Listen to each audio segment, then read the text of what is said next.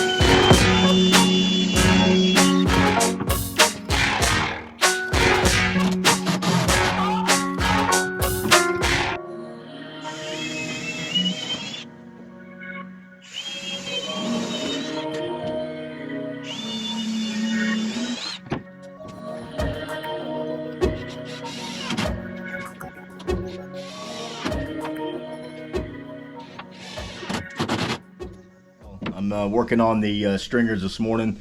It's coming along pretty good. I woke up at 2 o'clock this morning thinking about this and how I was going to do this. And I've been processing it, trying to figure out the best option and what needs to go first and how I need to do it so I don't mess myself up and I don't put something down, epoxy it in or glass it, and then I have to tear it up. So I've been taking my time with this, really thinking about it, sitting here mostly with a cup of coffee and just looking at it and pondering it. But thank the good Lord, we've kind of come up with a plan. He showed me what I needed to do, and it's coming together. Looking at it right here, I've got my outside stringer. This is where the tank's going to go. I had to cut, this 2-inch bar and put this 2-inch lip up here. That's where the deck's going to lay across and rest on that. The tank is going to fit this whole area right here, but by doing this, by cutting out a section of it, I can pull the tank out when I need to. So, hopefully, I never have to do it, but hopefully my children maybe have to do it one day. They'll have to pull it out and we can replace it, and it's an easy fix. So then I continue all the way up there, and then it wraps around on the port side. The inside stringer had to be lifted 2 inches, so I've increased the height of the inside stringer with a 2x1 Kuza board, and it's going to get glassed in, epoxy down, and then glassed in. But this is going to give me the outside or the inside lip, and this gives me my outside lip. So what that does, that allows me to lay my deck on it flat, just right over top of each stringer, and then I'll come inside in the middle and put ribs as well.